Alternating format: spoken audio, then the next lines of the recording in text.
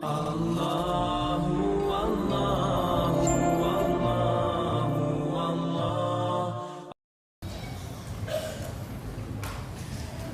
seorang sahabat bernama Umair bin Hamam. Saya pilihkan aja kisahnya karena sudah waktu duhur dekat. Umair bin Hamam ini teman-teman sekalian adalah salah satu sahabat yang sempat ikut di perang Badar. Waktu Nabi sudah atur pasukan, musuh sudah depan mata, ini tinggal pecikan takbir perang nih. Sudah akan saling bunuh-membunuh. Lalu kata Nabi SAW dengan sabda yang masyhur dalam hadis Bukhari, demi Allah, tidak ada seorang pun dari kalian sekarang yang hadir di perang Badar ini, di kancah peperangan ini, terbunuh menghadapi musuh, kecuali pasti masuk surga yang luasnya seluas langit dan bumi. Umair ini, Ibn Humam, kebetulan lagi pegang 2 butir kurma di tangannya. Lalu dia bilang, bakhin, bakhin. Bakhin itu indah sekali ya Rasulullah. Indah sekali, ulangin ya Rasulullah. Kata Nabi SAW, demi zat yang ubun-ubunku dalam agama, maksudnya demi Allah, tidak ada seorang pun dari kalian di sini yang terbunuh di kancah peperangan sekarang ini, perang Badar, kecuali pasti masuk surga yang luasnya seluas langit dan bumi. Umair mengatakan, bakhin, bakhin, dengan semangat dia. Maka kata Nabi SAW, kata Nabi, kenapa Umair? Kenapa kau bilang bakhin, bakhin? Maksudnya indah sekali ya Rasulullah. Kata Umair, ya Rasulullah, aku tinggal masuk ke medan perang ini, dibunuh oleh mereka orang-orang kafir ini, masuk surga tanpa hisab, seluas langit dan bumi. Kata Nabi SAW, iya. Kata Umair, itulah sebabnya saya mengatakan bakhin ya Rasulullah, saya akan kejar tuh. Baik, Umair ini rupanya dia manggil kurma, dia kunyah nih, sudah mulai pecikan tangan, Allahu Akbar, sudah mau saling nyerang nih. Umair makan dulu kurmanya, ada 2 butir kurma. Waktu dia lagi makan, dia bilang, wahai Umair, sesungguhnya kalau kau habiskan kurmamu ini, masih lama kamu dapat surga. Dibuang sama dia, dia maju berperang sampai terbunuh mati syahid.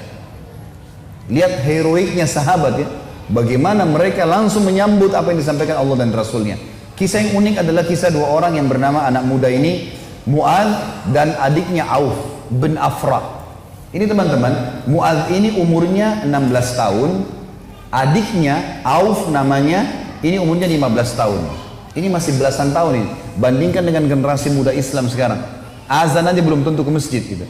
Ini teman-teman sekalian ikut di perang Badar. Waktu ikut di perang Badar, Abdurrahman ibn Auf menceritakan kepada kita, mengatakan, waktu saya lagi lihat peperangan sudah akan berkecamuk nih, udah mulai mau berperang musuh, tiba-tiba ada satu orang anak muda 16 tahun namanya Mu'adz berkata kepada saya, kepada Abdurrahman bin Auf, paman, mana Abu Jahal? Kata Abdurrahman, kenapa kau tanya Abu Jahal? Kata Mu'adz, saya dengar dia orang yang paling suka menyakiti Nabi SAW di Mekah. Benar? Kata Abdurrahman, iya benar. Terus untuk apa kau tanya? Saya mau bunuh paman. Ini Abu Jahal ini saya mau bunuh. Kata Abdurrahman, baiklah. Kalau saya lihat nanti, saya akan beritahukan kau dia. Karena ini peperangan orang-orang lagi berkecamuk nih, kita belum tahu. Nanti kalau kelihatan saya lihat. Maka si Mu'adz nunggu di sebelah. Datang adiknya namanya Auf. Tanpa janjian nih, adiknya dia, umurnya 15 tahun. Datang sebelah tanya yang sama, paman, mana namanya Abu Jahal? Kata Abdurrahman, kenapa kau tanya? Saya dengar dia paling suka menyiksa Nabi SAW di Mekah. Benar? Benar. Untuk apa kau tanya? Saya mau bunuh paman. Kata Abdurrahman, baiklah, kalau saya lihat saya akan tunjukkan. Kata Abdurrahman, sementara 2 di kiri kanan saya ini sudah ada gemuruh-gemuruh suara orang sudah mau perang. Tiba-tiba Abu Jahal dari kejauhan kelihatan. Abu Jahal itu dari kepalanya sampai kakinya, kudanya juga sampai kakinya semuanya besi. Yang kelihatan cuma matanya saja. Dia dulu di atas kuda, dikelilingi oleh 10 baris pasukan.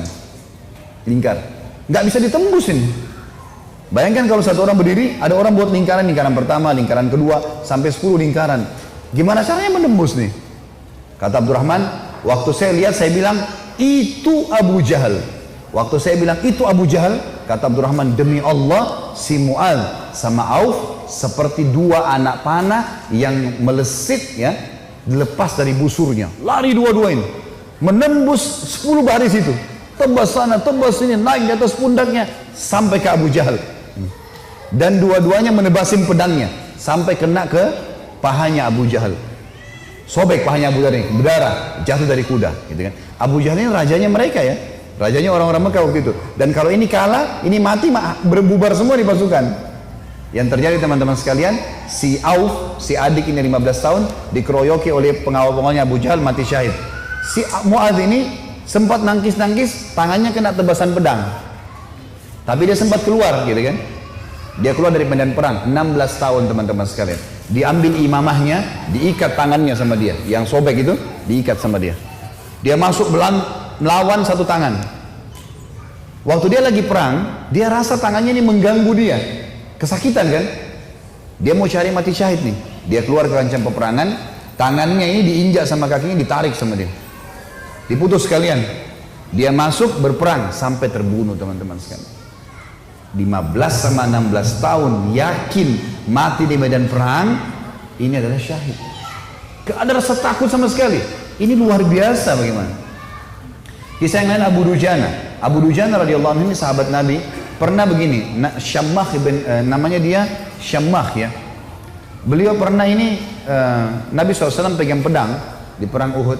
Udah masuk waktu? Hah? Hah?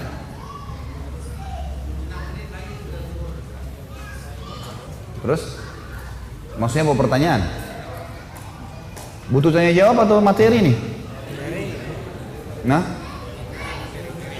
Kalau saya sih lebih fokus ke materi ya. Lanjut saja ya. Iya, lebih baik kalau antum pulang bawa ilmunya mungkin lebih bermanfaat daripada ada pertanyaan. Insya Allah kalau ada waktu lain, kalau enggak ini. Baiklah, Syammah bin Harith ini radhiyallahu anhu, beliau pernah teman-teman sekalian Nabi SAW henuskan pedang di perang Uhud, lalu beliau berkata, siapa yang mau memberikan haknya Allah dan Rasulnya di pedang ini? Maka Hamzah berdiri mengatakan, saya Rasulullah. Nabi SAW tarik, nggak dikasih sama dia. Kemudian Nabi bilang lagi, siapa yang akan memberikan haknya Allah dan Rasul di pedang ini? Ali bin Abi Thalib berdiri, mau pegang. Nabi SAW tarik. Hamzah dan Ali ini terkenal pejuang kesatria Islam yang kuat gitu kan. Nabi nggak kasih.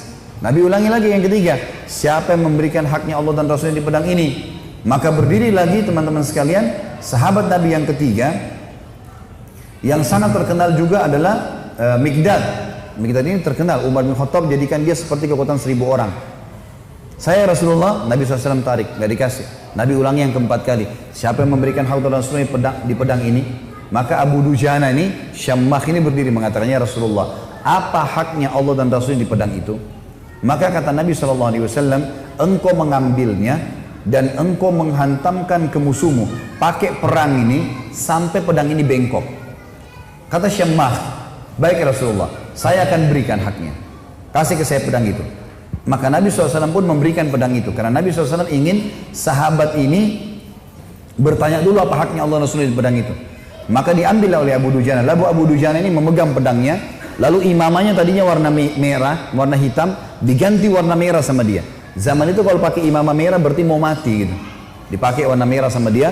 Pedang itu dipakai, dipegang di dadanya sambil dia mengayun-ayunkan pedang itu di hadapan musuh orang Quraisy di perang Uhud ya. Belum perang ini. Lalu Nabi SAW lihat, Nabi mengatakan, sungguh perilakunya Syammah ini dibenci oleh Allah. Tidak disuka sama Allah nih, perilaku sombong. Kecuali di posisi seperti ini. Kecuali di medan perang. Boleh kalian tunjukkan keterampilan kalian depan musuh. Tapi kalau enggak, ya di lainnya Allah marah. Maka Abu Dujana pun akhirnya memegang pedang tersebut teman-teman sekalian. Yang terjadi adalah, ada seorang sahabat namanya Ka'ab radhiyallahu anhu. Ka'ab ini berkata, waktu saya lihat Abu Dujana sudah mulai masuk menyerang musuh, di medan perang, saya penasaran bagaimana Abu Dujana memberikan haknya Allah dan Rasulnya di pedang itu. Saya pun melihat ada satu orang kafir yang sangat kuat menyerang orang-orang Islam, tebas sana, tebas sini, badannya kekar. Maka saya berdoa kepada Allah di kancah peperangan. Ka'ab berdoa, semoga orang kafir ini ketemu dengan Abu Dujana. Ternyata Allah kabulkan doa saya, dia bilang. Tiba-tiba Abu Dujana ini berhadapan sama musuh orang kafir itu. Dan waktu berhadapan, mereka akhirnya duel berdua. Dan saking serunya duelan Abu Dujana dengan orang kafir ini, sampai orang-orang di kancah peperangan berhenti perang. Menyaksikan duelnya mereka. Karena luar biasa. Orang kafir berhenti, orang muslim berhenti. Menyaksikan bagaimana Abu Dujana perang.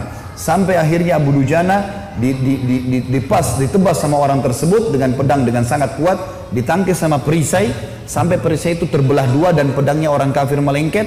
Maka Abu Dujana pun akhirnya menebaskan pedang itu ke arah orang kafir, yang sampai membuat orang kafir itu terbelah bagian setengah badannya. Akhirnya matilah orang itu. Maka kata Ka'ab, aku pun akhirnya menghadap ke Abu Dujana dan dia berkata, wahai Ka'ab, bagaimana pendapatmu? Bagaimana yang kau lihat dengan ini? Maka dia pun tersenyum. Artinya Abu Dujana betul-betul mengerjakan apa yang diperintahkan oleh Allah dan Rasulnya. Tentu dalam medan perang cukup banyak kisah-kisah teman-teman sekalian. Juga ada kisah yang sangat unik sebenarnya, saya disimpulkan, insya Allah 1 menit saja. Ada namanya Hamrat Asad. Waktu para sahabat kalah di perang Uhud, ada 70 sahabat mati syahid. Sisanya, kan sahabat yang pergi perang Uhud itu 700 orang ya. 70 orang mati, jadi sisa 630 orang. 630 orang ini teman-teman sekalian semuanya luka parah. Kita tutup dengan kisah ini ya. Luka parah semuanya. Nabi pun berdarah pipinya, keningnya berdarah SAW, giginya pecah. Pundaknya sempat dihantam oleh Ibnu Qami'ah. Beliau mengatakan saya rasakan sakitnya sebulan. Ini sahabat semua, 630 orang luka semuanya. Dan minimal mereka luka 5 luka di tubuhnya. Di dalam kisah ini dikatakan teman-teman sekalian, pulanglah mereka ke Madinah di perang Uhud. Sedih, sahabat banyak yang kalah. Waktu itu karena awal peperangan menang, pulang ke Madinah. Waktu masuk di Madinah, tiba waktu maghrib. Sahabat-sahabat ini 600 orang banyak tidak bisa ke masjid. Gak bisa. Ada 2 anak muda umur 14 tahun sama 15 tahun. Apa 15 sama 16 tahun. Tapi bukan si Auf tadi, orang lain ini. Ini anak muda ini saking banyaknya luka di badannya sampai ditaruh di atas kuda, lalu diturunkan, dimasukkan di dalam rumah, ibunya tinggal rawat, nggak bisa bergerak apa-apa lagi. Sholat pun dalam kondisi isyarat mata, udah sakit semua nih, gitu kan? Baik, habis sholat subuh teman-teman, turun perintah Allah. Ini 1 hari setelah perang Uhud, ada perang namanya Hamrat Asad. Nama lokasi Hamrat Asad ini, nama lokasi Asad artinya singa. Hamrat ini wilayah warna merah karena gunungnya banyak warna merah. Perintah Allah kepada Nabi Muhammad SAW, perintahkan semua sahabat Muhammad yang ikut di Uhud kemarin, 630 orang yang luka itu, semuanya keluar lagi, kejar lagi tuh orang-orang Quraisy. Pasukan kalah ya, luka semua. Maka tersebar berita, pemanggil-pemanggil Nabi, hai sahabat-sahabat Nabi yang kemarin ikut Uhud, bukan orang baru, yang luka-luka parah, semuanya oleh Nabi disuruh ngejar menuju ke Hamrat Asad, kejar Quraisy. Maka sahabat-sahabat banyak, diantaranya Usaid bin Khudair, ada yang lagi nempel daun untuk mengeringkan lukanya, dicabut sama dia.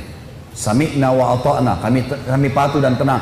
Dicabut semua luka-luka mereka yang tempel-tempelan, mereka pergi sambil ngalir darah. Ada 2 orang anak muda 15 sama 16 tahun. Ini di sini di riwayat tidak disebutkan namanya, yang tertidur di atas ranjang, ibunya ngerawat, sholat pun dengan isyarat mata. Waktu dengar ada orang teriak, wahai yang hadir kemarin di Uhud, semuanya tidak terkecuali telah turun perintah Allah kepada Rasulnya Muhammad SAW untuk mengejar Quraisy. Tidak 1 orang pun boleh tinggal di Madinah. Luka parah. Maka adik kakak ini bersebelahan tidurnya. Kakaknya bilang, wahai adikku, tidak mungkin kita tinggal di atas ranjang begini sementara panggilan Rasulullah ada 16 dan 15 tahun ini. Maka kata adiknya, bagaimana caranya kak? Kita nggak bisa bergerak nih. Apa kata kakaknya? Demi Allah, saya akan seret kamu sekali, kamu seret saya sekali, sampai kita menjawab panggilan Allah dan Rasulnya. Luar biasa. Saya waktu baca kisahnya sampai netes air mata teman-teman sekalian. Luar biasa. Dan akhirnya mereka seret-seretan sampai tiba di depan Nabi SAW. Ada yang berdarah, ada yang ini. Terutama 2 anak muda ini naik di atas kuda itu sambil diseret jalan ya. Waktu mereka diseret semua pada nangis lihat. Ini luar biasa orang ini. Dan akhirnya sahabat ini semuanya pergi ke sana. Pas Quraisy dengar 630 pasukan yang kemarin kalah, tidak ada orang baru yang datang, bukan tenaga baru cuma yang kemarin, mau berperang, Quraisy tidak berani kembali. Mereka takut, ini jangan sampai luar biasa nih, kok bisa sampai luka parah mau kembali gitu. Maka mereka tidak berani kembali dan tersebar berita kalau setelah kekalahan di Uhud, 1 hari setelahnya di Hamrat Asad muslimin memenangkan peperangan. Dan ini mengobati luka-luka mereka. Tapi saksi bahasan teman-teman bagaimana mereka luar biasanya dalam mempertahankan agama ini. Allahu a'lam. Tentu